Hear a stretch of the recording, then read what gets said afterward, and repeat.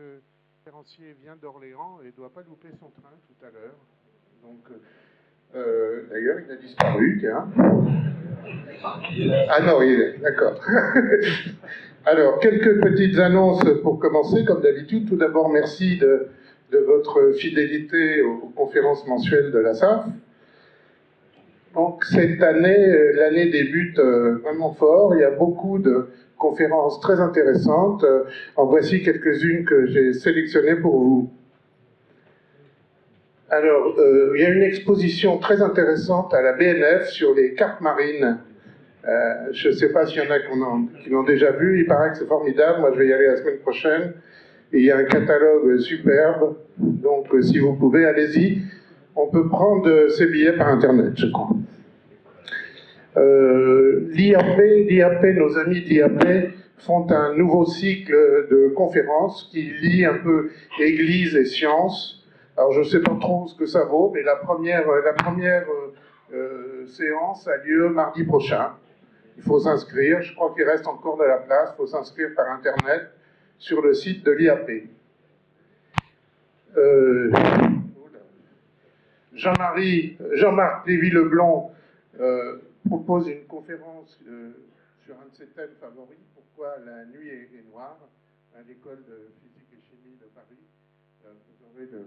C'est le 16 janvier. Qu'est-ce qu'il y a d'autre? Pour nos amis de la SAF, la commission... Vous m'entendez bien dans le fond? Oui. La commission de cosmologie a le plaisir de recevoir Yannick Mélier. J'espère que vous avez tous vu, il y a 4-5 jours sur Arte, une émission sur le mystère de la matière noire, qui était presque entièrement dédiée à Yannick Mélier. Il nous expliquait un peu les micro-lentilles, etc. Et il est le PI de la mission Euclide, la nouvelle mission de l'ESA. Il va nous expliquer cette mission le samedi 19 janvier. Notre ami Bernard Lelard de la SAF, le président de Vega, va nous présenter une conférence sur Georges Lemaitre chez nos copains de Montgeron. Moi, j'aurai le plaisir de parler de Hubble à Triel et surtout au théâtre Robert Manuel de Plaisir. Vous savez tous que je suis de Plaisir, parler du Soleil. Notre étoile, l'étoile la plus proche, c'est le Soleil. Prochaine conférence de l'IAP, c'est la découverte du boson de Higgs par Bruno Massoulier. Alors là, ça vaut le coup. C'est déjà complet? Bon, j'ai eu la chance, je me suis inscrit ce matin. Bon, faut quand même tenter le coup. Ils vous mettent sur une liste d'attente et il y a toujours 10% des gens qui viennent pas. Hein, donc ça vaut le coup parce que là, je pense que ça sera bien. Pardon? Alors, ce n'est plus diffusé en direct sur Internet, m'a dit Daniel hier. Ouais. Parce qu'au dernier pointage sur la diffusion par Internet des conférences de l'IAP, il y avait 25 personnes. Bon, pour 25, ils ont annulé. Eh oui. La prochaine conférence mensuelle de la SAF, c'est notre ami David Valls-Gabo de l'Observatoire de Paris qui va nous parler de M31. Et puis, voilà. Donc voilà le programme des prochaines conférences que vous commencez à connaître. Il y a des exemplaires sur le côté de l'estrade. Alors, ce soir, donc, on a le plaisir d'accueillir Jean-Pierre Le Breton, qui a été un des responsables de la mission Cassini-Huygens. J'allais présenter Jean-Pierre en disant qu'il était à la retraite. Et puis, lors de notre dîner, il n'est plus à la retraite. Il est en fait PI d'un des instruments de la mission Rosetta. Hein, comme quoi, vous voyez, il n'y a jamais de retraite pour les braves. Alors, il va nous parler de Cassini-Huygens et faire le point de cette mission. Je lui laisse la parole.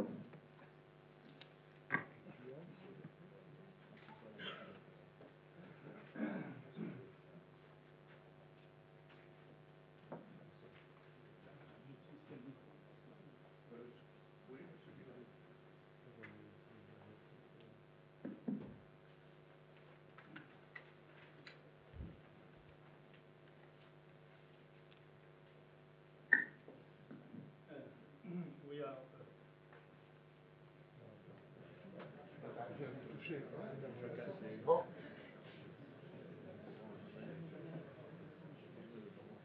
On a besoin de Goldfinger. Voilà.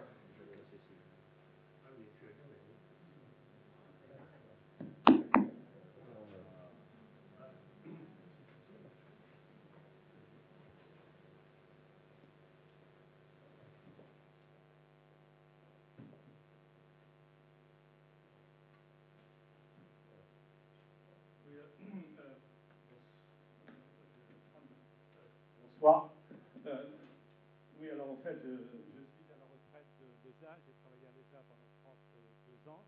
J'ai pris ma retraite de l'ESA, mais terminer aussi brutalement, c'est trop difficile. Donc, j'ai repris du service en quelque sorte pour quelques années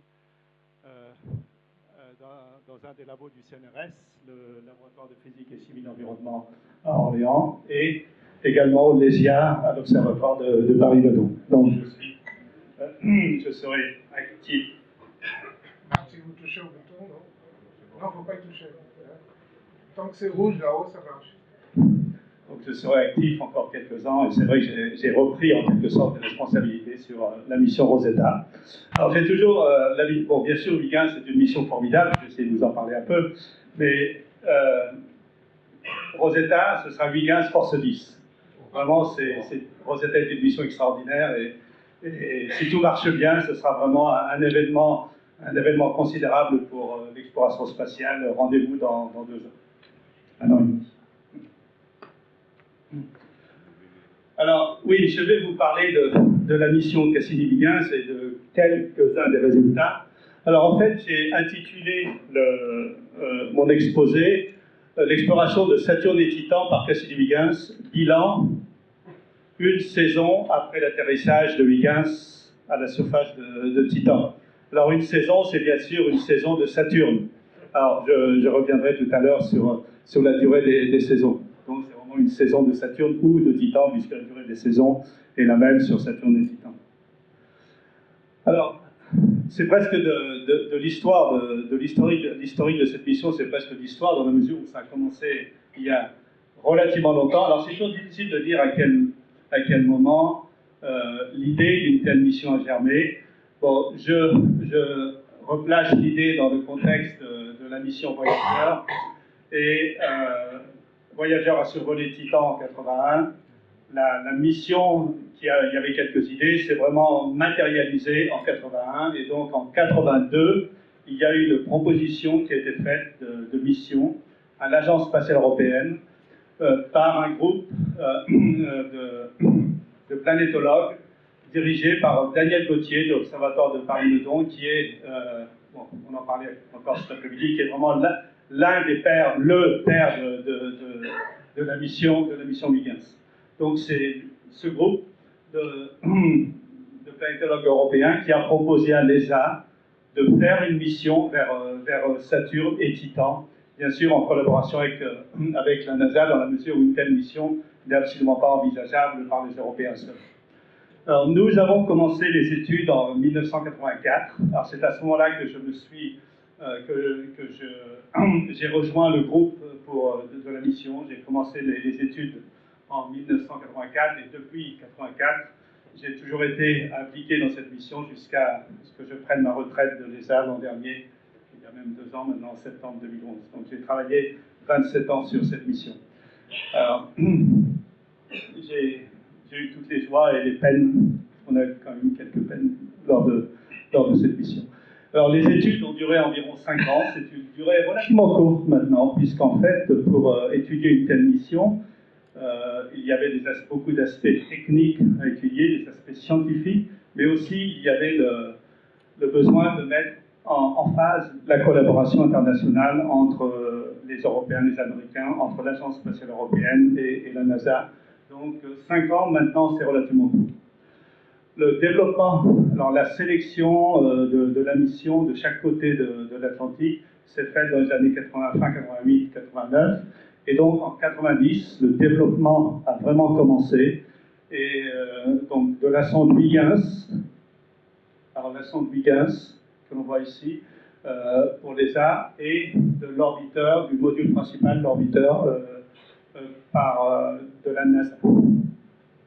Alors en fait, la NASA, en 1992, a établi une collaboration spécifique avec l'Agence spatiale italienne, et l'une des fournitures de l'Agence spatiale italienne a été la fourniture de cette grande antenne, l'antenne de télécommunication, qui sert aussi comme antenne radar. C'est donc une fourniture spécifique italienne dans le cadre d'un accord entre la NASA et l'Agence spatiale italienne. Donc la NASA a fourni l'orbiteur, l'ESA Huygens et l'Agence spatiale italienne l'antenne de communication. Le lancement a eu lieu en 1997, l'arrivée en juin 2004, donc 7 ans de voyage, je reviendrai sur le voyage. La fin de la mission nominale était prévue mi-2008, donc 4 ans de durée de mission nominale, mais comme tout marchait à merveille, la mission a été prolongée dans un premier temps de 2 ans. On l'a appelée la mission Cassini Equinox, puisqu'on est passé à l'équinoxe à Saturne, au milieu de cette phase, en 2009 jusqu'en 2010. Et puis une deuxième prolongation qui se déroule actuellement. Et il est prévu que la mission se termine, je dirais presque de façon dramatique, en 2017. Donc il semble que 2017 soit vraiment la fin programmée de cette mission, à moins d'un miracle, je ne sais pas lequel d'ailleurs. La mission pourrait être soit écourtée, soit allongée, mais je pense que 2017 semble vraiment solidement programmée comme la fin de la mission. Alors juste 2 mots sur les 2 savants qui ont donné leur nom à cette mission. Donc Cassini était un astronome italien, devenu français, qui a découvert certaines des lunes de Saturne, Japet, Rhea, Thétis et Dione. Il a donc découvert 4 lunes de Saturne. Et en 1675, il a découvert ce qui est appelé aujourd'hui la division de Cassini, la séparation entre les 2 anneaux principaux, l'anneau A et l'anneau B. Et cette division a reçu le nom de Cassini bien après sa découverte. Alors, Christian Huygens, astronome hollandais, est celui qui a découvert, d'une part, la vraie nature des anneaux de Saturne. Il y avait quelques observations avant qui montraient qu'il y avait quelque chose de bizarre autour de Saturne. Et il y a d'ailleurs toute une histoire qui peut se construire autour des interprétations qui étaient proposées, mais c'est Christian Huygens qui, le premier, a vraiment expliqué que c'était des anneaux. Et lorsqu'il observait Saturne et ses anneaux, il a dû promener sa lunette un peu au-delà et il a découvert en 1655 Titan. Donc Huygens est celui qui a découvert Titan. Il était donc tout naturel d'appeler le module la sonde Huygens qui devait plonger, la sonde qui devait plonger dans Titan Huygens, et le module principal Cassini. Alors, je suis sûr que vous connaissez tous le système solaire. Donc, nous allons partir à l'exploration de la 6e planète en distance par rapport au Soleil, l'exploration de Saturne et de ses lunes. Alors, vous connaissez aussi l'historique de l'évolution du nombre de planètes dans le système solaire. On est passé de 9 à 8. Donc, nous avons maintenant 8 planètes dans le système solaire. Et un point sur lequel je vais bâtir une partie de mon exposé, la question des saisons, est due au fait que, comme la Terre, l'axe de rotation de la planète sur elle-même est incliné. C'est ce qui induit principalement, c'est ce qui induit les saisons. Saturne est aussi incliné. Donc, l'inclinaison de l'axe de rotation de Saturne sur elle-même est à l'origine des effets saisonniers. Alors, l'une des différences, c'est que la Terre tourne autour du Soleil en une année. Il y a 4 saisons, donc 3 mois. Une saison sur Terre dure 3 mois, alors que Saturne tourne autour du Soleil en 29 et quelques années et quelques mois. Donc, la durée d'une saison est de 7 années et demie. Donc, en fait, Cassini, qui a commencé à explorer Saturne en 2004, va explorer Saturne pendant environ 2 saisons. Alors, Saturne, la planète, mais aussi, on s'aperçoit que les lunes en elles-mêmes sont des mondes très très intéressants à explorer. Alors bien sûr, la mission était conçue pour explorer ces lunes, mais plus on explore les lunes, plus on s'aperçoit que les lunes sont vraiment des mondes à part et des mondes qui méritent chacun une exploration. Alors, la cible principale en dehors de Saturne, la planète, est la lune Titan, la plus grosse lune de Saturne. La deuxième lune a la dimension du système solaire par rapport à Ganymède, qui est la plus grosse lune de Jupiter. Donc Titan, une lune très mystérieuse et qui est vraiment la cible principale, je dirais presque maintenant, de la mission Cassini, puisque plus on observe, plus on découvre Titan, plus on s'aperçoit que c'est une lune tout à fait étonnante. Alors, Titan est la seule lune du système solaire à avoir une atmosphère épaisse, très épaisse. L'atmosphère de Titan est constituée principalement d'azote, comme la Terre, et ce qui fait une autre particularité de Titan, c'est qu'il y a beaucoup de méthane dans son atmosphère. Et c'est vraiment la présence de méthane qui est à l'origine de tout un processus de chimie organique qui en fait une lune très particulière. Et bien sûr, je reviendrai sur ce point. Alors, comme j'ai eu l'occasion aussi de travailler sur une autre mission, je voudrais en dire deux mots.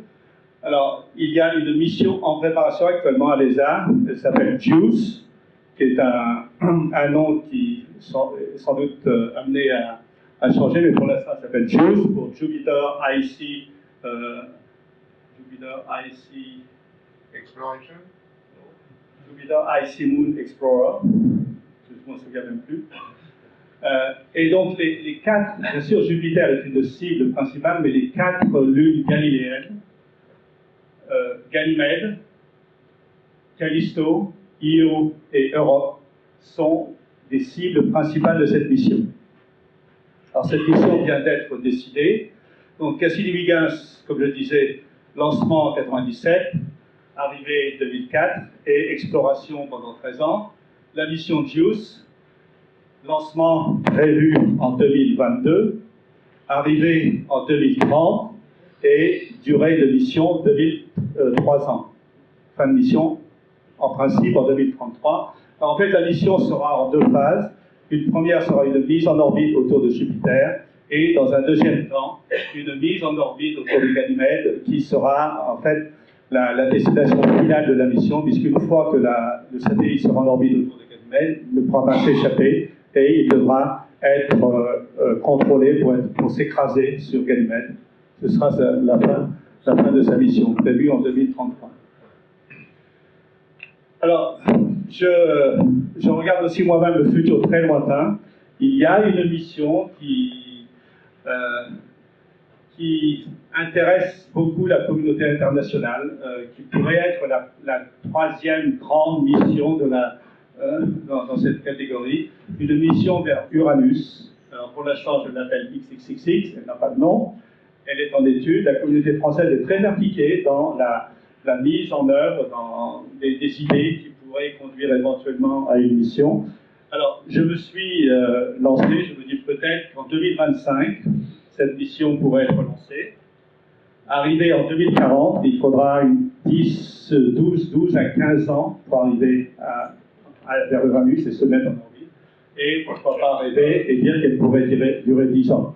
Donc voici, ça vous donne une idée des échelles de temps sur lesquelles on doit se positionner pour explorer ces planètes géantes, lointaines. Alors, je n'ai pas dit que c'était une mission qui serait sélectionnée, mais c'est une mission qui est très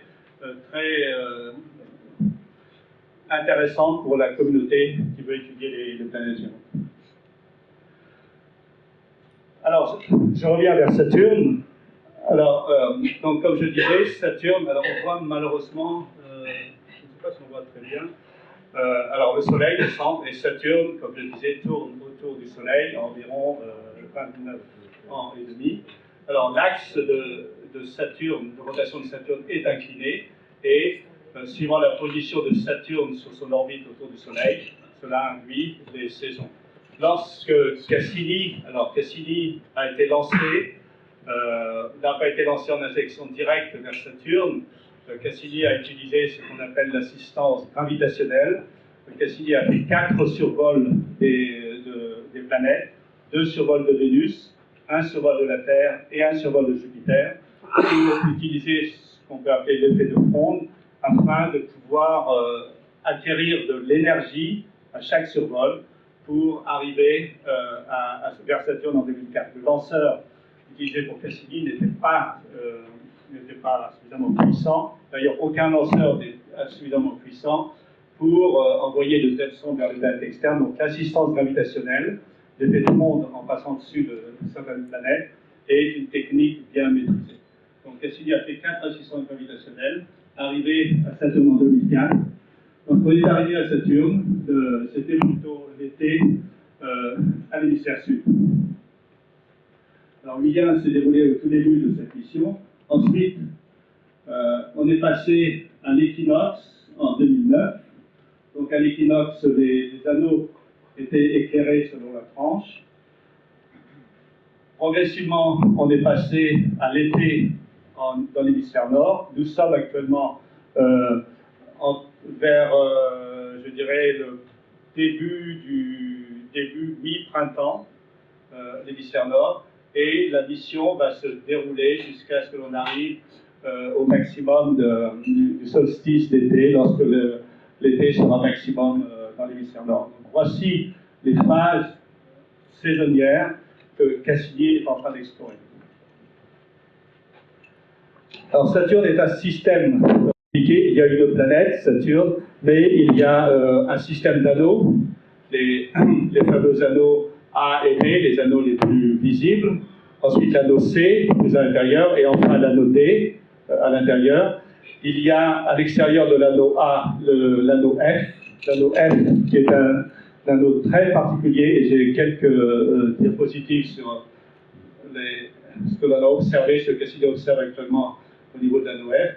L'anneau G, un peu plus éloigné de la planète, et l'anneau E qui est très diffus, qui n'est pas visible bien sûr de la Terre, et l'anneau E est en relation directe avec l'une des lunes, Encélade, et je passerai brièvement, mais Encélade est la source de matière, principalement de la glace d'eau.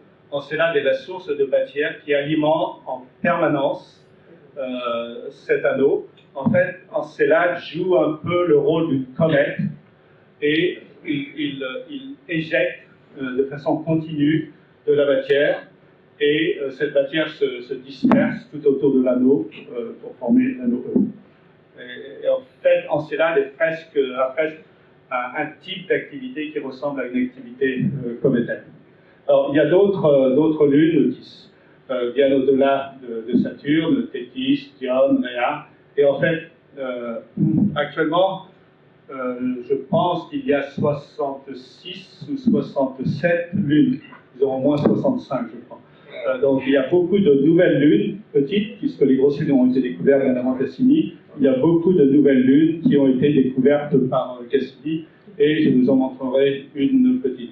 Alors Titan est à 20 rayons saturniens, donc 20 fois cette distance. Je pense que Titan est quelque part dans le coin. Donc Titan est relativement éloigné de Saturne.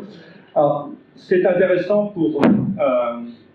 du point de vue de l'assistance gravitationnelle, parce que Titan est utilisé aussi comme lune pour faire de l'assistance gravitationnelle, et c'est grâce à cette assistance gravitationnelle que Cassini a une trajectoire très complexe qui permet d'explorer toutes les régions autour de Saturne, qui permet d'explorer les anneaux, qui permet d'explorer l'environnement magnétique dans les 3 dimensions, qui permet d'explorer les lunes. Donc Titan est utilisé aussi pour faire de l'assistance gravitationnelle. Alors voici justement l'orbite très complexe. Alors chaque trace représente une orbite. Il y a environ 100, je pense 150, 160 orbites. Donc depuis le début, alors la première orbite, l'arrivée se faisait sur cette orbite blanche. trois premières orbites ont été utilisées pour préparer la mission Huygens. Et Huygens a été largué en janvier 2005. Et maintenant, Huygens se trouve en orbite autour de Saturne sur Titan. Donc, alors, on voit aussi que l'inclinaison, non seulement l'orientation par rapport à la ligne Saturne-Soleil, mais aussi l'inclinaison de l'orbite a beaucoup changé et va continuer à changer, ce qui permet vraiment d'explorer Saturne dans toutes ses dimensions. Alors c'est une autre façon de présenter la mission Cassini-Huygens. Alors ici, il y a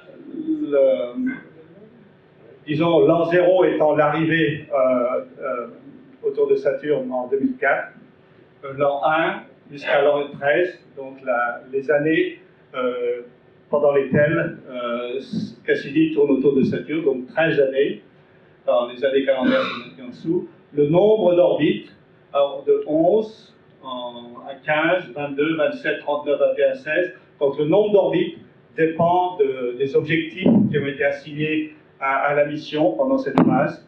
Et en moyenne, il est de 20 à 25 par an. Donc la durée d'une orbite autour de Saturne est relativement longue. Saturne est une très grande planète et il faut donc du temps pour explorer, pour faire le tour de Saturne. Et environ, je dirais, oui, 15, 20, 30 jours, un mois pour faire une orbite autour de Saturne. Alors, le nombre, les petites illustrations ici montrent le nombre. Il y a une imagette par survol de Titan. Alors, Saturne, Cassini est en orbite autour de Saturne, mais il fait régulièrement des survols des lunes qui sont choisies en fonction de l'orbite, où l'orbite est choisie en fonction des lunes qui sont ciblées. Donc Titan est l'une des lunes, est la lune qui a été survolée le plus grand nombre pour faire de l'observation, mais aussi, comme je l'ai dit, parce qu'il faut utiliser Titan pour faire de l'assistance gravitationnelle. Alors l'altitude de survol de Titan, qui a une atmosphère très épaisse, très dense, le minimum est à 900 km. Je crois que Cassini est descendu un peu en dessous de 900 km, mais une altitude moyenne est entre 900 peut-être même 1000 km. Donc c'est une distance relativement importante par rapport à d'autres lunes. La deuxième lune qui a été le plus survolée, alors là il y aura un petit nous sommes à peu près à cette époque, il y aura un petit répit pour les lunes, puisque pendant 3 ans, les 3 prochaines années, il n'y aura par exemple pas de survol Encelade. Donc Encelade, cette lune dont je vous reparlerai, a été survolée une vingtaine de fois, et en fin de mission, en 2015-2016, il y aura 3 nouveaux survols d'Encelade. Quelques autres lunes ont été survolées. Alors, je vais vous parler de l'une des petites lunes, elle est ici, Méthone, qui a été découverte, je crois, au tout début de la mission. Et il a fallu attendre plusieurs années, en fait presque une saison, 7 ans, pour arriver à trouver une trajectoire qui permettrait de faire un survol relativement lointain de cette toute petite lune. Alors ici, on illustre de nouveau l'orientation des anneaux, l'orientation de la planète par rapport au Soleil. Donc l'hémisphère sud, l'équinoxe en 2009 et l'hémisphère nord, et l'orientation, l'ouverture des anneaux sera maximum en fin de mission. Alors juste un mot sur la fin de mission. Cassini sera mis sur une orbite très particulière pour éviter que Cassini se crache sur l'une des lunes que l'on veut protéger pour l'exploration future. Il y a une règle qui veut que les lunes qui ont un potentiel d'habitabilité soient vraiment protégées afin de les conserver en quelque sorte sans les altérer pour les explorations futures. Alors, Encelade, Titan sont deux de ces lunes qui doivent être protégées. Donc la meilleure façon de protéger et d'éviter que Cassini s'écrase sur ces lunes est de le faire se cracher dans Saturne, comme la sonde Galileo a été crashée dans Jupiter en fin de mission. Donc Cassini sera mis sur une orbite très particulière, juste au-dessus de l'atmosphère, à l'intérieur de l'anneau. Pendant presque 6 mois, je crois, il tournera sur cette orbite. Et petit à petit, la haute atmosphère de Saturne le freinera. Et à un moment donné, une manœuvre précipitera Cassini dans Saturne et ce sera la fin du vaisseau. Donc, ceci est prévu en 2017. Alors, comme l'indique le titre, je vais essayer de vous parler, de vous présenter quelques observations qui montrent que l'on observe vraiment des effets, des changements dus aux effets saisonniers dans Saturne et sur certaines des lunes. Alors, ici, je reviendrai sur toutes ces images. Ici, on voit Titan en infrarouge. La fameuse lune Encelade, et sur cette illustration, on voit les jets de vapeur d'eau et de cristal de glace d'eau, de cristaux de glace d'eau qui s'échappent de l'intérieur d'Encelade. Donc c'est une lune qui montre une activité géothermique très intense. Et c'est assez surprenant qu'une petite lune de 500 km de diamètre montre une activité aussi intense. Alors maintenant c'est expliqué, c'est vraiment dû aux effets de marée qui triturent Encelade dans toutes les directions et donc qui entretiennent cette activité. Il y a un océan d'eau liquide qui a été découvert sous la glace d'Encelade et c'est cet océan d'eau liquide sous pression qui éjecte ces vapeurs, ces grands jets de glace et de cristaux d'eau. Alors, pendant l'équinoxe, on a fait des observations très particulières de l'interaction entre les petites lunes qui sont à l'intérieur de certains gaps. Donc, je montrerai quelques images. L'atmosphère de Saturne est soumise à des effets saisonniers. Alors ici, ce n'est pas qualifié comme un effet saisonnier, mais il y a une activité sans doute cryovolcanique à la surface de Titan, et ceci serait l'un des cryovolcans. C'est une image radar qui a été coloriée de façon artificielle, donc ce sont des fausses couleurs, mais c'est une région qui est surveillée actuellement parce qu'on espère qu'au cours des saisons, il y aura une certaine variabilité qui pourra être observée. Alors, Encelade, ici, une autre vue de ces fameux geysers, jets de vapeur d'eau et de glace d'eau qui s'échappent de la région du pôle sud. Alors ici, l'image est inversée. Et il y a une trentaine, peut-être même plus, geysers qui ont été détectés et observés dans Encelade. Alors, ici, je ne parlerai pas de cette lune. Je crois que c'est Mimas, avec sa petite forme Pac-Man. Alors, je n'ai jamais été un fan des jeux vidéo. Lorsque j'étais jeune, je jouais à un seul jeu, Pac-Man, et c'est le seul que je connaisse. Et je n'y joue plus maintenant. Et cette ressemblance me plaît beaucoup. Donc, c'est la lune Pac-Man. Et il y en a une deuxième, alors je crois que c'est Mimas, qui montre aussi cette allure de Pac-Man. Alors, pour préparer cette présentation, je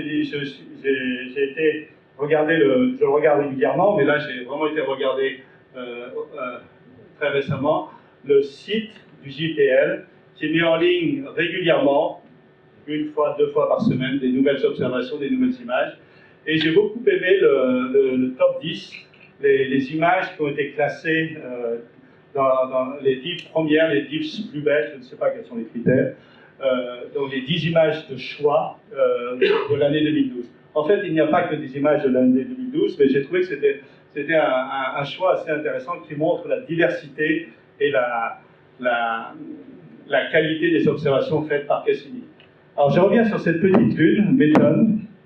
Alors en fait, cette petite lune a été découverte presque de façon fortuite par l'un des jeunes chercheurs français, Sébastien Chardos du CEA, qui est un membre associé de l'équipe d'imagerie. Je pense qu'il a dû regarder dans toutes les images, et à un moment donné, il a vu qu'il y avait quelque chose de bizarre dans une des images.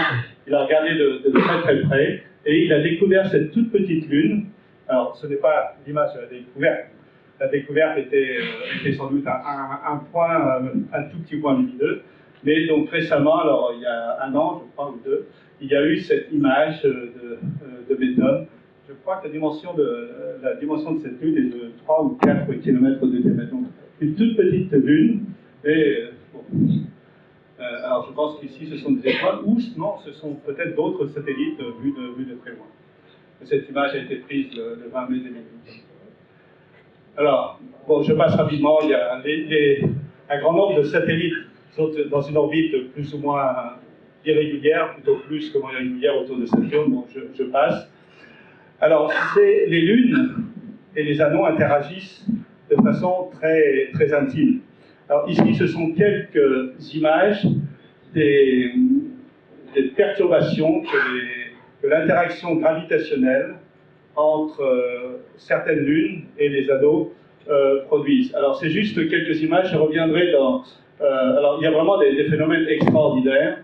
Alors, ces observations datent de plusieurs années, en fait, depuis le début de la mission. Donc ce ne sont pas des images prises en 2012. Et j'ai trouvé que c'est intéressant qu'il y ait dans ce top 10 certaines de ces images qui sont les lunes qui représentent les observations les plus fantastiques de Cassini au niveau de ce qui peut se passer dans l'univers, en quelque sorte, ici dans le système solaire, autour d'une planète, l'interaction gravitationnelle entre différents éléments d'un système. Alors, ceci va être commenté dans ce petit film. Alors, c'est commenté en anglais, mais je vais essayer d'en donner l'essentiel. Donc, ce film... Alors... Non, oula, c'était trop loin. Alors, il faut que je fasse attention. Donc, ces perturbations sont dans l'anneau F. Donc, cet anneau, le petit anneau ici. Donc, cet anneau est vraiment beaucoup plus dynamique qu'on ne pouvait le penser. Et on voit ici une petite lune qui est sur une orbite légèrement excentrée et qui va interagir de façon gravitationnelle avec l'anneau F et creuser en quelque sorte un sillon. Alors, voici l'une des traces laissées par le passage de cette lune. Une autre... donc c'est appelé des mini-jets. Donc les dimensions sont relativement petites. Alors la Lune s'éloigne. Donc là on a aperçu un sillon laissé par cette Lune. On revient. Et les perturbations précédentes sont en quelque sorte réactivées. De nouvelles perturbations, de nouveaux sillages sont créés. Il y a toute une dynamique de l'interaction gravitationnelle entre ces lunes et les anneaux. Alors là, on revoit les images que je vous avais un peu présentées. C'est vraiment un sujet très intéressant au niveau de l'étude d'un phénomène qui se passe non seulement dans le système solaire, mais bien au-delà. Et à des facteurs d'échelle près, que je ne pourrais pas discuter parce que ce n'est pas mon sujet, mais on a vraiment un laboratoire avec Saturne qui nous permet d'étudier quelque chose qui se passe au niveau d'une galaxie, par exemple. Alors, voici, après plusieurs années d'observation, comment l'anneau F peut a évolué sous l'œil de Cassini. C'est vraiment un anneau qui n'a rien d'un anneau. Il est très dynamique et vraiment c'est un sujet qui intéresse les spécialistes de la cyclicité. Alors, une belle image de Saturne que j'aime beaucoup parce que, alors, on est bien sûr, on commence à passer en été, donc le soleil illumine principalement l'hémisphère nord, et on voit les anneaux, ici ce sont des anneaux, et l'ombre des anneaux sur Saturne. Et cette lune, je ne sais pas quelle lune c'est, je ne pense pas que ce soit Titan, j'avoue, je ne sais pas quelle est cette lune. Si, en fait, c'est Titan. Alors, c'est en couleur naturelle, ça m'étonne un peu, parce que Titan n'est pas si sombre, mais c'est peut-être le projecteur. L'atmosphère de Saturne est très, très dynamique. Elle ne paraît pas aussi dynamique que l'atmosphère de Jupiter dans le visible, mais en fait, si on regarde un petit peu dans l'infrarouge, sous la couche de brume qui englobe l'atmosphère de Saturne, il y a aussi une dynamique aussi importante, et peut-être même plus importante que dans Jupiter. Alors ici, il y a quelques semaines, une belle image du vortex au pôle Nord. Et ce vortex est animé d'un mouvement de rotation. Ici, je n'ai pas d'animation, mais c'est vraiment une vue extraordinaire qui montre la dynamique de l'atmosphère, la météorologie dans Saturne est vraiment très très intense. Alors, quelques images que j'aime particulièrement puisqu'elles nous montrent Titan un peu caché par les anneaux. Alors, elle a été prise en mai. Alors ici, on revient sur une image qui a été prise au début de la mission, en 2006. Alors, remarquez ces couches de brume qui sont bien au-dessus de l'atmosphère. Il y avait principalement ces couches de brume au niveau du pôle Nord, au niveau de l'hémisphère Nord, haute latitude Nord, en 2006. Alors, ici, on voit Titan, de nouveau caché par les anneaux. Alors, c'est en 2006 également, avec une petite lune ici, Epiméthée, je crois que c'est le nom en français, Epiméthéus en anglais. La même en couleur.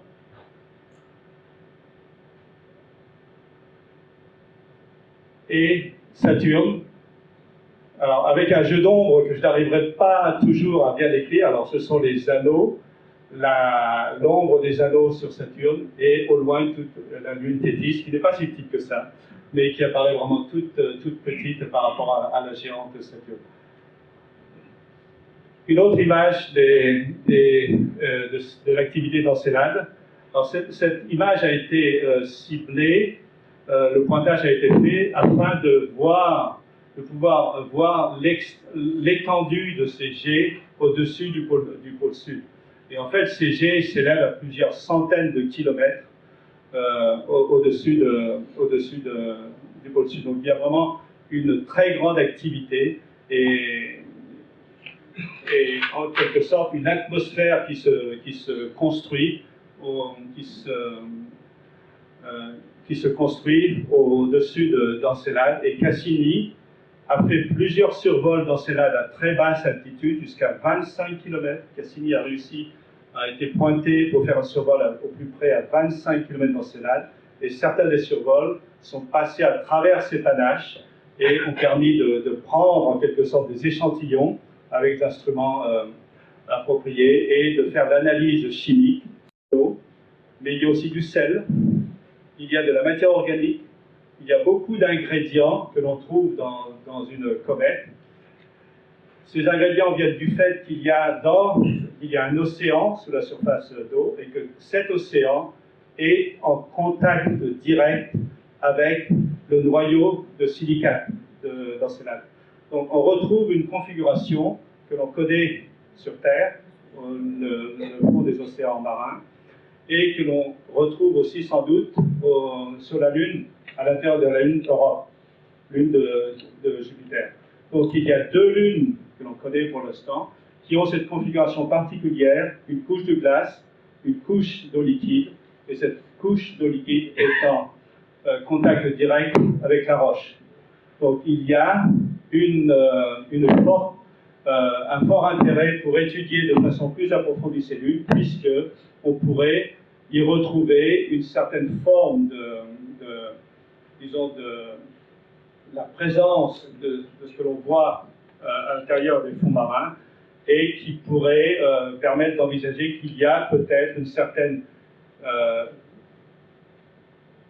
vie, peut-être pas vie, mais en tout cas des conditions pour l'apparition possible de certaines formes de vie primitive dans ces milieux. Donc Encelade et Europe, lune de Jupiter, sont vraiment deux cibles privilégiées pour les missions futures, avec les bons instruments pour étudier le caractère, disons, d'habitabilité de ces milieux. Alors ici, une image de Dione, Épithémée et Prométhée, deux petites lunes, et une vue très faible des anneaux. Image prise le 12 décembre 2011.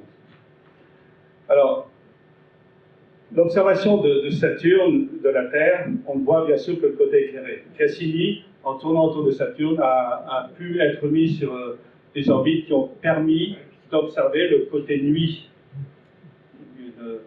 une vue qu'on ne peut absolument pas voir de la Terre. Alors c'est une vue récente. Alors, je ne peux pas vous décrire tous les effets d'ombre et de lumière, c'est absolument impossible, parce que c'est vraiment extraordinaire. Bon, par exemple, ici, c'est un éclairage indirect dû aux anneaux qui éclairent le côté nuit de Saturne. En fait, il ne fait jamais nuit du côté nuit de Saturne, puisqu'il y a toujours de la lumière indirecte diffusée par des anneaux. Alors, c'est une image que j'aime bien, parce qu'en fait, l'image que j'ai toujours aimée, la meilleure image pour moi de Saturne, était celle qui a été prise en septembre 2006. Pour moi, c'est l'image de référence. C'était aussi une image du côté nuit, avec cette superbe vue des anneaux, avec la lumière du soleil diffusée par la haute atmosphère. Ici, le soleil, on voit l'image du soleil. Alors, j'ai l'habitude de poser la question, mais là, je ne la vois même pas. Il y a quelque part un petit point, je pense qu'il doit être par ici, mais là, on ne le voit vraiment pas. Et je pose la question, c'est quoi ce petit point? La Terre. C'est nous. C'est nous, oui, c'est nous, voilà, c'est nous. Bon, là, on ne voit pas, mais pour moi, c'est vraiment très émotionnel de voir que, vu de Saturne, la Terre, c'est juste un petit point. Ça fait quand même pas. Alors, je viens d'apprendre aujourd'hui, je n'avais pas le croire, que les observations de la mission Kepler américaine, de façon statistique, permettent d'envisager qu'il y aurait 17 milliards de planètes Terre dans notre galaxie. Il y a environ 100 milliards d'étoiles, 17 milliards de planètes Terre possibles. C'est une analyse statistique. Mais c'est vraiment, pour moi, c'était une information assez étonnante, 17 milliards possibles de Terre. Alors imaginez le nombre de terriens à quelques milliards par planète. Alors, une autre vue avec un contraste légèrement différent de même. Alors je passe à l'équinoxe. Donc c'était en août 2009. Donc ici, le Soleil est vraiment dans le plan des anneaux, et les anneaux sont éclairés sur la tranche. Donc on les voit pratiquement pas, sauf la partie des anneaux qui était rétro-éclairée par l'atmosphère de Saturne. Alors ici, comme on est à l'équinoxe, les deux hémisphères sont éclairés de la même façon. Et en fait, on voit aussi que l'arrière des anneaux dans l'ombre sont aussi rétro-éclairés. Donc là, c'est l'anneau F que l'on voit briller dans la partie nuit de Saturne. Alors c'est une configuration qui se présente au niveau de Cassini 2 fois par année saturnienne, au niveau de Saturne, pardon, 2 fois par année saturnienne, donc environ tous les 15 ans. Et Cassini a eu en quelque sorte la chance d'être là-bas au bon moment pour prendre ce genre d'image. Alors, ce sont de belles images, mais ce sont aussi des images qui permettent de faire des observations très particulières au niveau des anneaux en particulier. Alors, il y a une de ces petites lunes, Daphnis, qui est à l'intérieur de cette zone vide et qui interagit avec les anneaux et qui fait des vagues. Alors, j'espère que la technique que j'ai réglée tout à l'heure va bien fonctionner. Alors ici, c'est un petit film qui montre la petite lune Daphnis qui est en orbite légèrement excentrée autour de Saturne et qui crée ces perturbations gravitationnelles.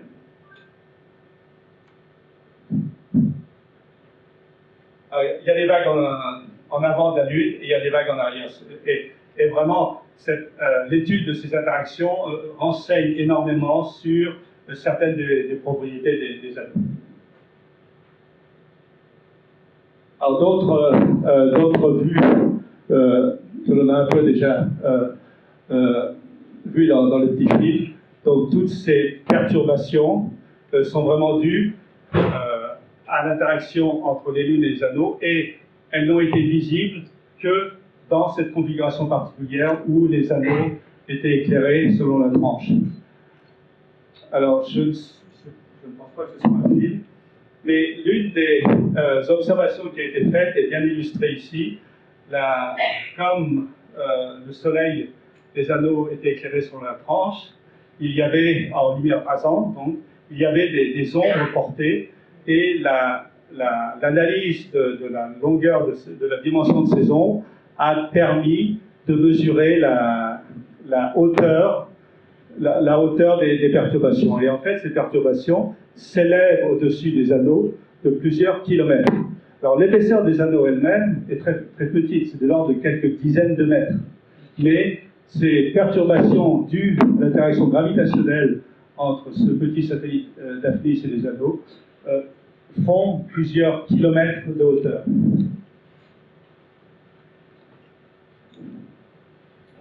Alors, d'autres illustrations. Alors, par contre, cette lune, je crois que cette lune ne provoque pas de perturbation. Alors, il me semble que l'une des raisons, alors par contre, on va très bien son nom, l'une des raisons, c'est que l'inclinaison de cette lune par rapport aux anneaux est différente de celle-ci, de Daphnis. Alors, d'autres superbes illustrations de ces motifs qui sont créés tout le temps, mais qui n'ont été observables que dans la configuration qui était particulière à l'équinoxe. Alors, un petit mot sur ce qui est encore, et j'ai écouté un collègue faire une présentation aujourd'hui, un spécialiste de cette question, la rotation de Saturne est un mystère. Et un mystère qui semble s'épaissir à chaque fois qu'on fait de nouvelles observations. Alors en fait, je vais passer d'abord à cette diapo. Alors la façon la plus simple de mesurer la période de rotation d'une planète est d'observer la périodicité des émissions radio. Les émissions radio qui sont périodiques parce qu'elles tournent en principe à la vitesse de rotation de la planète. C'est ce que l'on a cru pendant très longtemps, dans la mesure où c'était la mesure de référence de la rotation d'une planète, la mesure de la vitesse de la rotation en radio. Et alors ici, c'est illustré, l'intensité des observations radio est modulée à une certaine rotation. Alors je dirais même maintenant une certaine rotation, puisque l'on sait que ce n'est pas la rotation de la planète. Alors, en fait, ceci a été découvert. Alors, les premières observations pour Saturne ont été faites par la mission Voyager, et une dizaine d'années plus tard, je crois, la sonde Ulysse, qui était en orbite autour du Soleil, avait un instrument radio très sensible, et lors de certaines phases de son orbite autour du Soleil, elle a détecté les émissions radio de Saturne. Et à la surprise d'un chercheur, c'est un chercheur français qui est à l'origine de cette découverte, la rotation radio était différente de celle de Voyager. Donc doigt sur quelque chose. Et en fait, Cassini a confirmé que la rotation radio, à partir de 2004, que la rotation radio, la périodicité radio de la planète était différente de celle de Voyager, et en fait était différente de celle mesurée par Ulysse. Donc il y a vraiment un grand mystère. Est-ce que la planète changeait, est-ce que la rotation de la planète, la période de rotation de la planète changeait?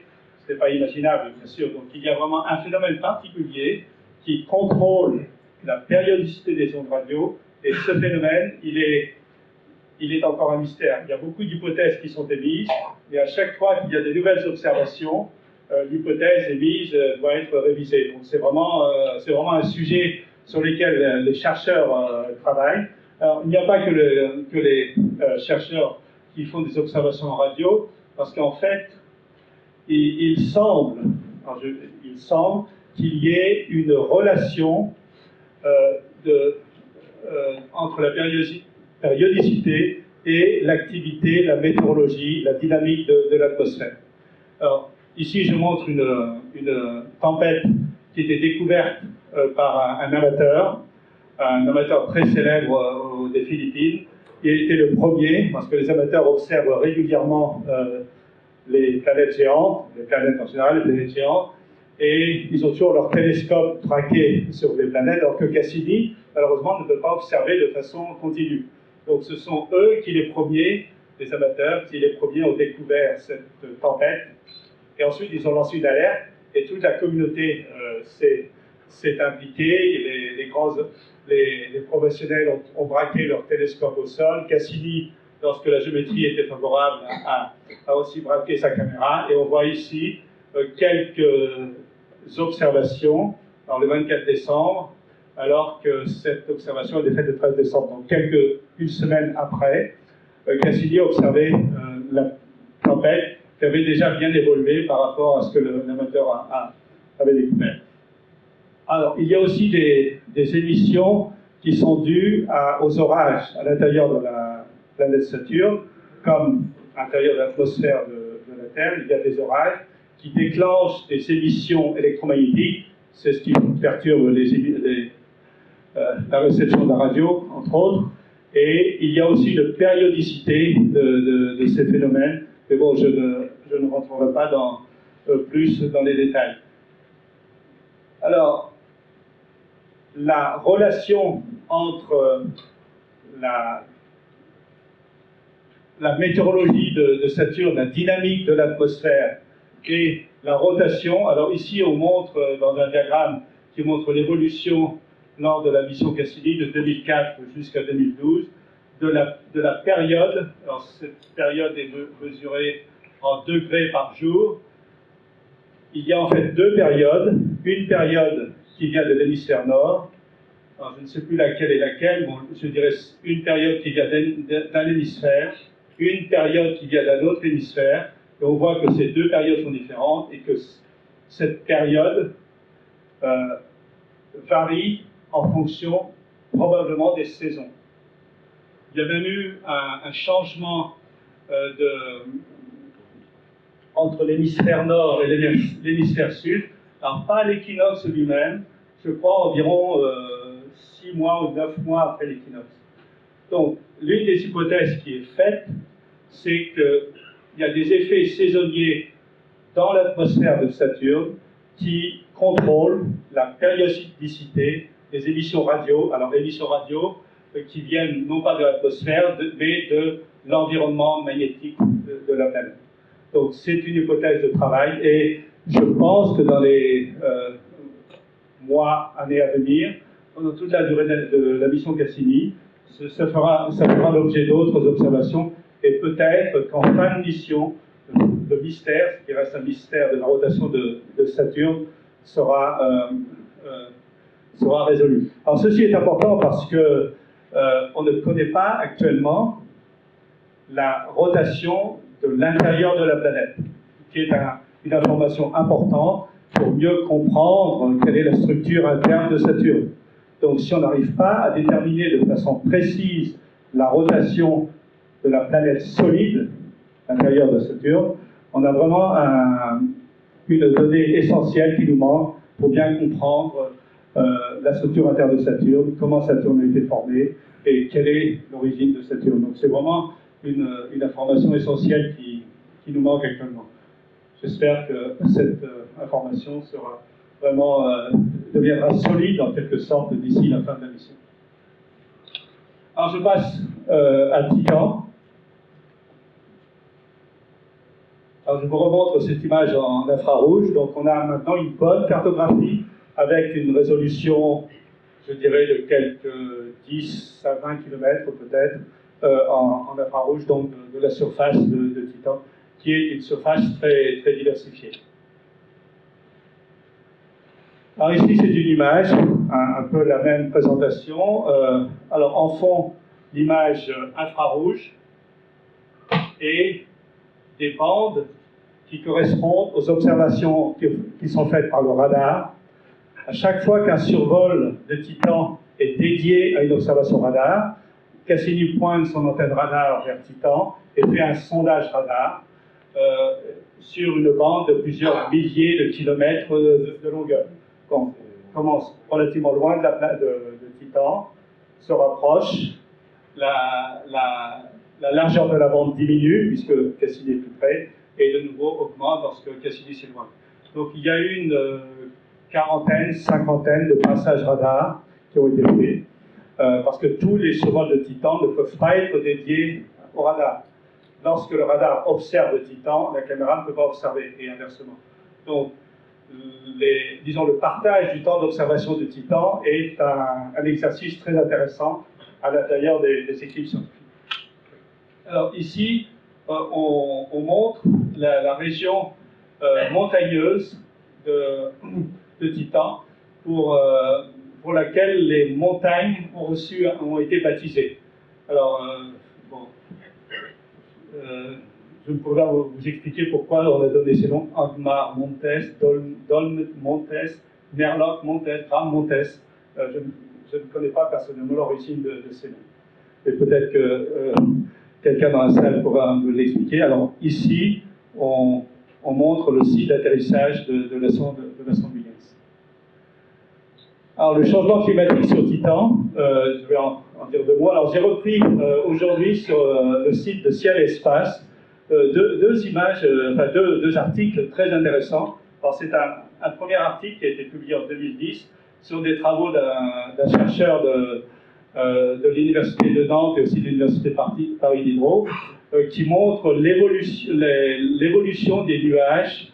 Alors, je crois que ceci, c'était au début 2004, et ici, après l'équinoxe. Donc, il y a une variation de la couverture nuageuse de Titan en fonction des saisons. Ça n'a rien à voir avec les effets saisonniers, mais ce matin, une grande nouvelle, je pense que c'est une grande nouvelle, est tombée sur le site du JPL, et je félicite Ciel Espace, je ne sais pas s'il y a quelqu'un de Ciel Espace ici, mais d'avoir écrit immédiatement un article sur leur site, hein, aujourd'hui, on est bien le 9 janvier, hein. Et alors, je pense que c'est une grande découverte parce que c'est une simulation qui postule que les lacs, les grands lacs, bon, je ne sais pas encore parler des lacs, mais les grands lacs, il y a des grands lacs à la surface de Titan, il y a des lacs de matière organique, un mélange de méthane et d'éthane. Alors, on croyait ces lacs parfaitement liquides. Or, cette simulation, qui n'est qu'une simulation, postule qu'il y a très certainement, dans certaines conditions, peut-être qu'ils sont dus à des effets saisonniers, des icebergs. Alors, des icebergs d'un mélange de glace, de méthane, d'éthane avec un peu d'azote. Parce que pour que ces icebergs puissent flotter sur le méthane, l'éthane, il faut sans doute qu'il y ait un peu d'azote. Donc c'est vraiment, pour moi, c'est une découverte importante parce que ça remet en cause un certain nombre d'hypothèses que l'on faisait sur la splendeur des étendues liquides sur Titan. Et comme je dirais en fin d'exposé, on rêve tous, enfin tous ceux qui ont envie de retourner vers Titan, d'y envoyer des sondes qui vont atterrir dans les lacs. Je pense que s'il y a autant d'icebergs, le normal des lacs avec les instruments radars ou même les instruments infrarouges. Donc peut-être que on pensait, l'hypothèse que c'était des grandes étendues liquides semble raisonnablement remise en cause, dans la mesure où ça conforte aussi certaines des observations qui ne peuvent pas être expliquées de façon simple si c'était uniquement du liquide. Alors voici la belle image en toute sa splendeur qui a été publiée sur le site du JPL que j'ai... bon, je l'ai découverte aujourd'hui et je l'admirerai parce que vraiment elle est formidable. C'est une simulation. Je répète, c'est une simulation, ce n'est pas une observation. Mais c'est vraiment une très belle illustration de la complexité, de la beauté, je dirais, de la surface de Titan et de ses lacs. Il pleut sur Titan, maintenant c'est clair, c'est démontré. On avait souvent évoqué, spéculé qu'on avait peut-être détecté un peu de pluie lors de la descente de la sonde Huygens. Je pense que ça a été confirmé, mais vraiment là on a une évidence très forte que dans certaines conditions, il y a des pluies, alors malheureusement on ne voit pas très bien, mais il y a des pluies intenses qui changent considérablement l'apparence de la surface, ici en infrarouge, avec une variation d'un mois. Donc entre ces deux dates, il a fortement plu, et la couverture, enfin l'image infrarouge avant est très différente de l'infrarouge de l'image après, un mois après. Et en fait, il y avait un nuage très bizarre qui ressemble à une grande flèche.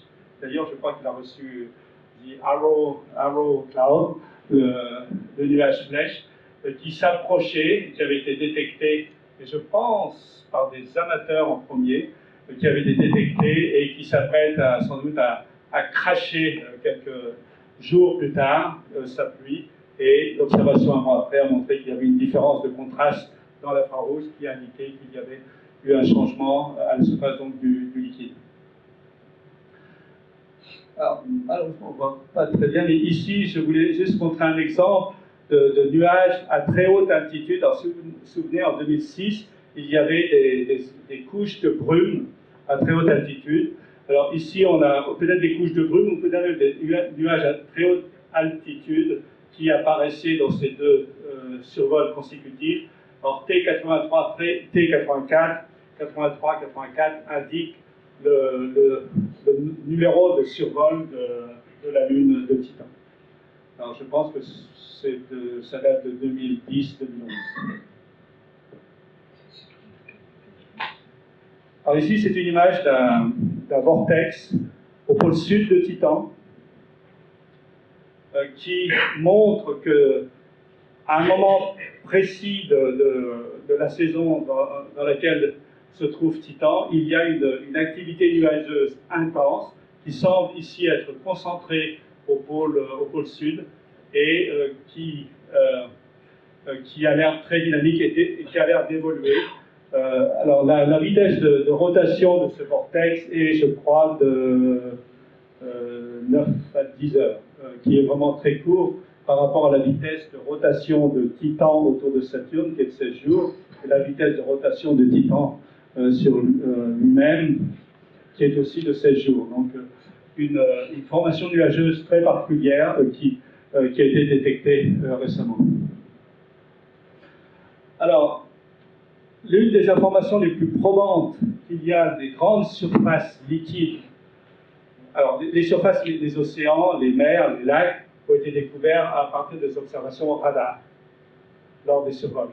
Et une autre observation probante et qui confirme qu'il y a vraiment du liquide à la surface de Titan, et cette observation en infrarouge où, lors d'un survol, la réflexion du Soleil, la réflexion spéculaire du Soleil a pu être observée dans la haute atmosphère, et l'analyse a montré que le Soleil était réfléchi lorsque l'on passe au-dessus de l'un de ces lacs. Alors en fait, bon là ce sont des détails sur l'observation, bon c'était une observation, un survol particulier, et à un moment donné, lorsque l'on est au-dessus d'un lac, il y a cette superbe réflexion spéculaire qui est vraiment un témoin très probant de la présence de grandes étendues liquides à la surface de Titan.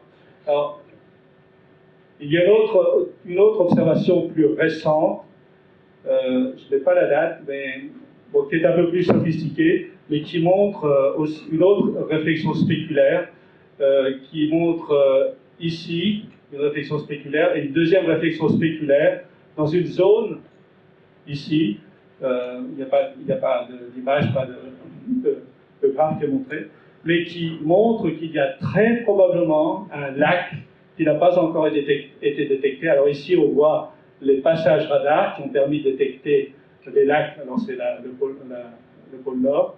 Alors, on voit qu'il y a des lacs ici, mais il n'y a aucune image. Mais très certainement qu'il y a un lac ici, puisqu'il y a une réflexion spéculaire qui a été détectée. Donc je pense que ce site, cette région de la surface, fera l'objet d'observations radar et infrarouges pour confirmer cette hypothèse qu'il y a sans doute un lac quelque part dans cette région.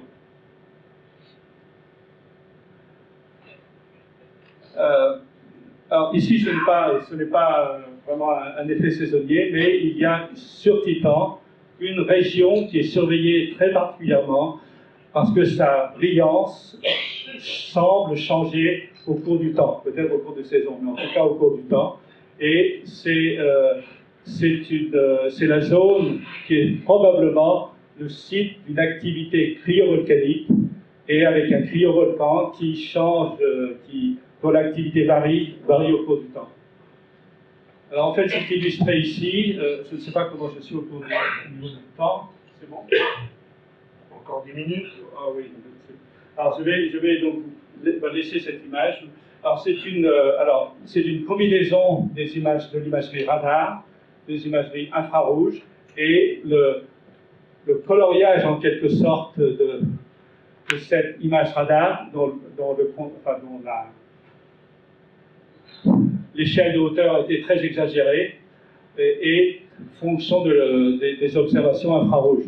Donc il y a une double illustration de l'altitude exagérée au niveau de ce cryovolcan. Alors ça semble être un cratère, et sans doute que de temps en temps, il crache de la lave. Alors ce n'est pas de la lave, mais c'est une espèce de magma, un mélange d'eau, peut-être un peu d'ammoniac qui doit se comporter plus ou moins comme une espèce de lave visqueuse et dont l'activité semble varier au cours du temps. Alors je vous laisse survoler ce volcan. Est-ce que c'est fini? Alors ici quelques images fixes qui vous montrent, qui vous illustrent un peu ce volcan selon différentes fausses couleurs. Alors la question, est-ce que c'est un cryovolcan?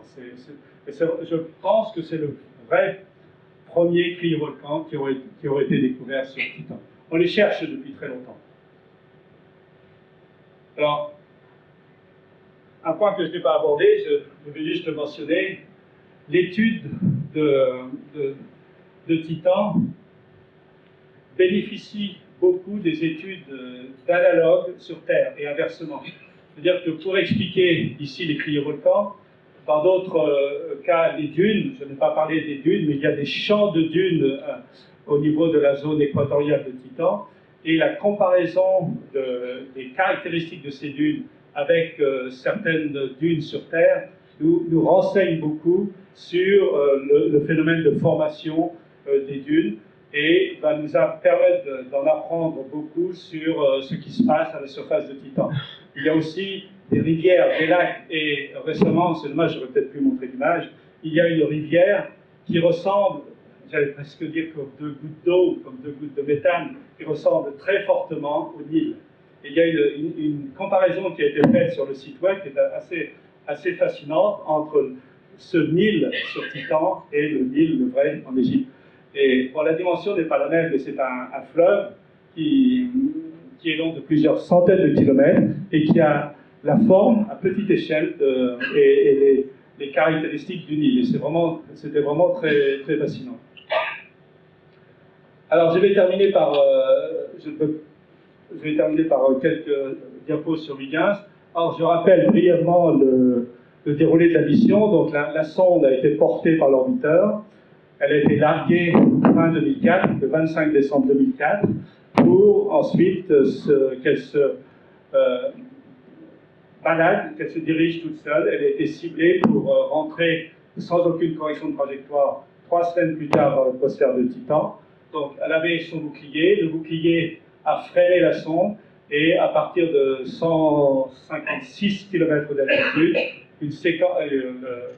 le pic de décélération, le profil de décélération qui a été mesuré à bord par l'ordinateur de bord qui avait été activé, a permis de déclencher une série de parachutes.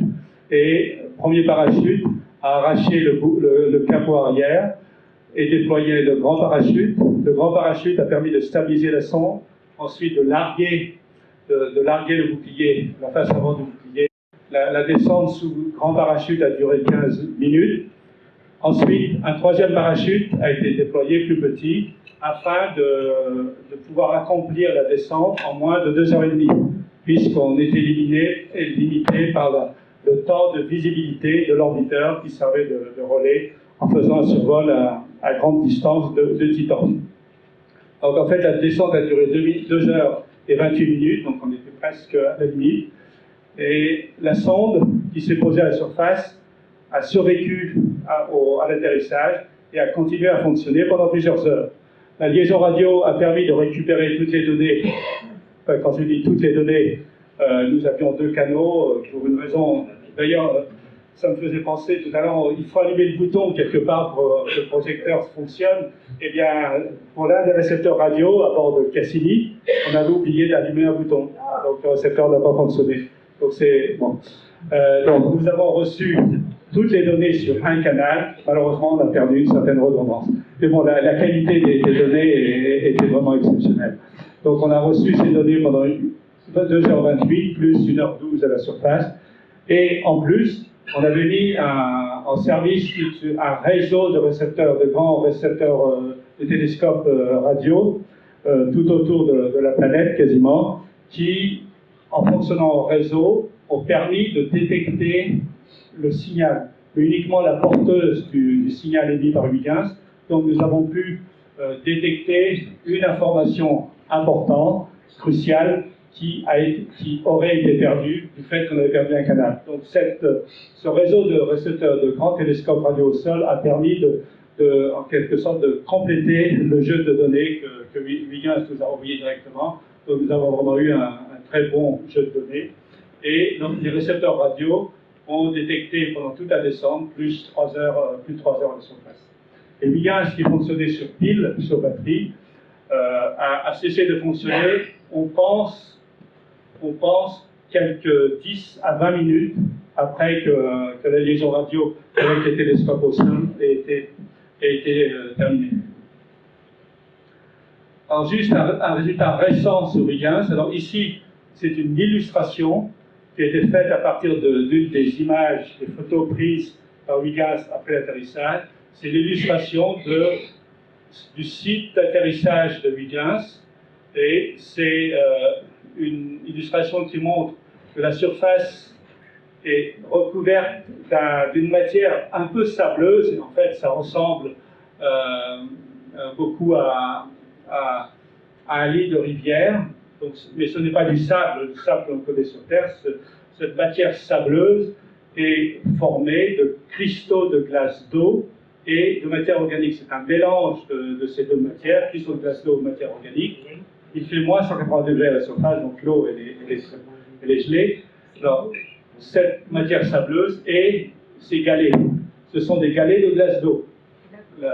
À la surface de Titan, l'eau est solide, ce qui est liquide c'est le méthane, et ces galets sont des galets de glace d'eau. Donc sur Titan, la roche c'est de la glace d'eau, le sable c'est un mélange de cristaux de glace d'eau et de matière organique.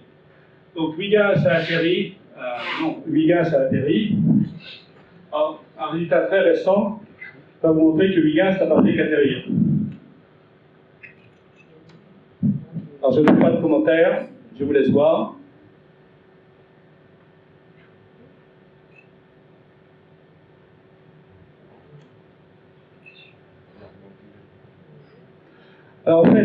c'est une analyse qui a demandé 7 ans de travail. Parce que les données qui ont dû être utilisées pour reconstruire cette illustration est faite à partir de résultats d'analyse pour reconstruire la dynamique de la sonde pendant l'atterrissage à l'impact et juste quelques secondes après l'impact. Il a fallu assembler, mettre ensemble un grand nombre de données disponibles, des données qui n'étaient pas toujours prévues pour faire ce genre d'analyse, beaucoup de modélisation, et les équipes, principalement les équipes de la caméra, l'Université d'Arizona et le Max Planck Institute en Allemagne, ont réussi à reconstruire, à partir des données de la caméra, des accéléromètres à l'intérieur de la sonde, cette dynamique de la sonde. Alors ceci c'est important parce que on sait maintenant, alors ce que j'aurais dû dire ici, c'est une lampe. Il y avait sur l'I15 une lampe, ce n'était pas pour éclairer la surface, il y avait suffisamment de lumière du soleil pour prendre des images.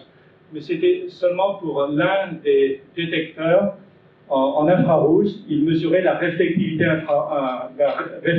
de la surface, pas vraiment en infrarouge, afin de mieux analyser la composition de la surface sous le spot lumineux. Alors, cette analyse est très importante parce qu'elle nous permet de repartir d'une information solide en ce qui concerne l'attitude de la sonde après l'impact. Donc, la sonde après l'impact, elle était stable, et l'un des instruments dont je vais parler brièvement, la sonde électrique, il y a 2 sondes électriques de chaque côté de la sonde. La position des 2 sondes est cruciale pour l'analyse de la réponse de cet instrument après l'atterrissage. Donc c'est un travail sur lequel on est penché actuellement, et nous utilisons cette information très récente pour essayer d'interpréter le résultat.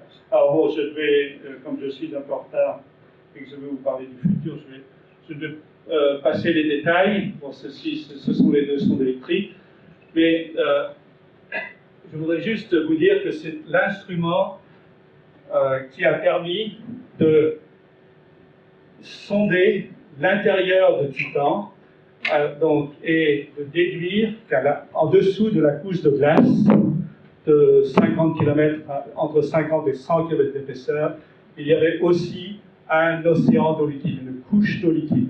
Alors, cet instrument a permis de détecter la profondeur, l'existence et la profondeur de cette interface entre la glace et l'eau liquide. C'est vraiment un résultat très intéressant qui semble prouver que Titan est aussi une lune avec un océan d'eau liquide à l'intérieur. Alors juste pour terminer, le futur. Alors, les explorateurs de Titan sont vraiment très motivés et très actifs pour essayer de suggérer une nouvelle mission. Alors, je donne ici la liste de toutes les études ou les propositions de mission qui ont été faites depuis 2007 à la NASA, des études ESA-NASA en 2008-2010, des études ESA, une proposition de nouvelle mission en 2010 avec un ballon. Alors ici, j'aurais dû le spécifier, une montgolfière, un ballon air chaud, une sonde dans un lac et un orbiteur. Vraiment, c'était la mission la plus complexe que nous avons étudiée pendant 2 ans, mais seulement étudiée. Une autre proposition pour un orbiteur autour de Titan, avec quelques passages au-dessus d'Encelade. Une mission d'un avion, un petit avion, qui est emmené dans une sonde, qui déploierait ses ailes automatiquement et qui pourrait voler pendant plusieurs semaines, plusieurs mois peut-être, et explorer Titan. Et enfin, une étude récente qui a perdu la compétition il y a quelques mois seulement. C'était une étude NASA dans un programme Discovery pour un petit atterrisseur dans un lac. Donc il y a vraiment une envie de retourner vers Titan. Alors pour vous montrer à quoi ça pourrait ressembler, J'ai ici les 3 éléments principaux de la mission que nous avons étudiée pendant 2 ans. Un orbiteur, qui ressemble beaucoup à Cassini, un ballon à air chaud, qui a été développé, qui a été étudié principalement en collaboration entre le CNES, des spécialistes des ballons au monde, et la NASA, le JPL de la NASA. Donc c'est vraiment un véhicule que l'on aimerait bien que le CNES continue à étudier. Et enfin, un petit atterrisseur dans un lac. Donc voilà le futur. Alors, horizon 2020, 2030, non, 2030, 2040, 2050, je ne sais pas. On retournera vers Titan, et sans doute que l'un de ces éléments, une combinaison, sera privilégié. Alors, je ne peux pas m'empêcher, parce que je suis un peu un rêveur, de parler du futur lointain. Il y a un nouveau... Alors, comme je disais, 7 ans pour aller vers Titan, Saturne, 15 ans pour Uranus, et 20 ans peut-être pour Neptune. Il y a un nouveau moyen de propulsion qui est étudié actuellement par des chercheurs finlandais. Je participe je suis un collaborateur, qui permettrait de voyager, d'envoyer des sondes atmosphériques dans Jupiter en 1 an, dans Saturne en 2 ans, dans Uranus en 3 ans, dans Neptune en 4 ans. Alors bien sûr, quand je dis Saturne 2 ans, je pense aussi à Titan, également dans 2 ans.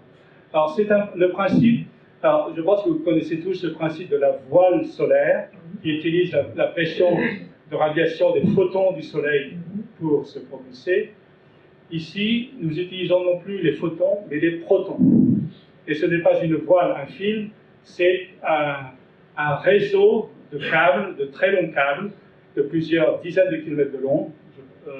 Le modèle de référence est 20 de long, qui sont chargés très positivement à une tension de quelques dizaines, 10 ou 20 kV. Donc il y a une gaine électrostatique qui se formerait autour de chacun de ces câbles, et la gaine serait suffisamment grande pour que ça forme un obstacle électrostatique qui réfléchirait les protons du vent solaire. Donc le principe de la voile électrique solaire, c'est d'utiliser les protons en comparaison avec la voile solaire qui utilise les photons. Et la beauté de ce système, qui est un système sur papier pour l'instant, qui a besoin de beaucoup d'études, bien sûr, c'est qu'il est 10 à 100 fois plus efficace qu'une voile solaire. Donc c'est vraiment un rêve, mais je pense que si ce système est étudié dans les années à venir, s'il y a quelques missions de démonstration qui sont faites, on pourra éventuellement l'envisager pour aller explorer toutes les planètes, Jupiter en 1 an, Saturne et Titan en 2 ans, Uranus en 3 ans et Neptune en 4 ans. C'est un rêve, et j'espère qu'il se réalisera un jour. Merci.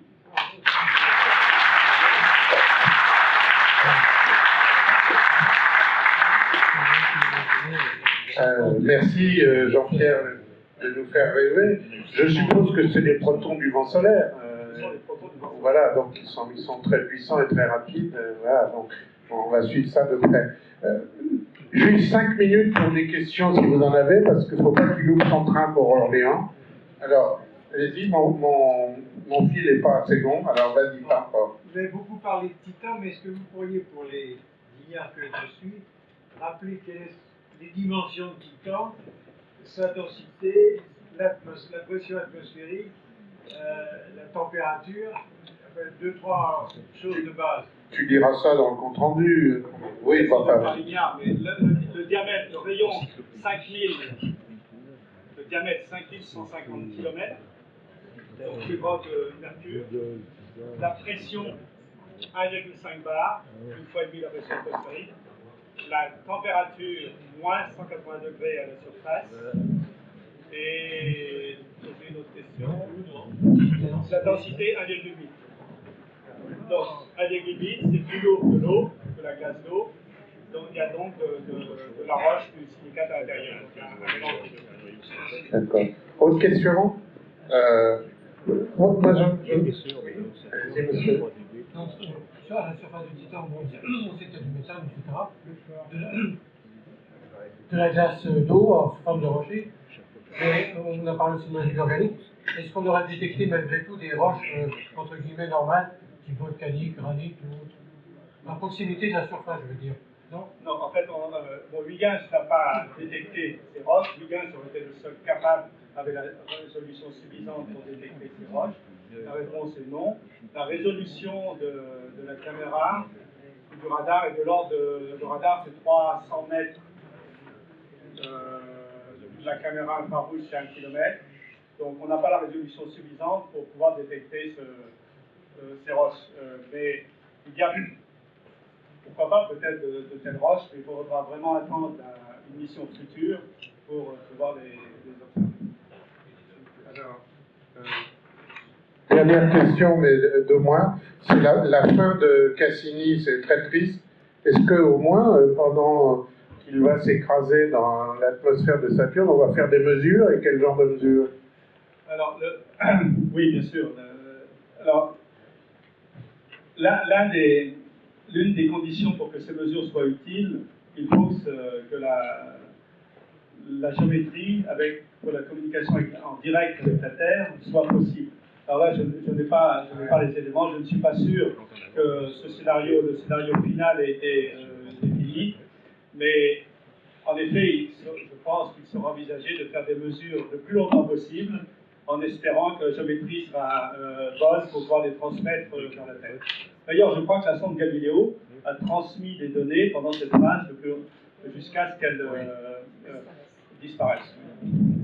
Ok, eh bien, écoutez, on remercie beaucoup Jean-Pierre Le Breton.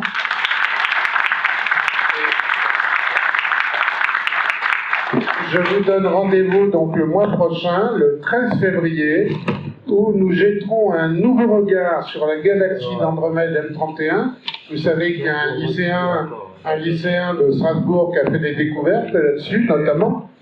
Et c'est notre ami David Valls-Gabo, qui est directeur de recherche au CNRS et à l'Observatoire de Paris, et membre du Conseil de la SAGE, qui nous en parlera. Bonne soirée à tous, bon retour.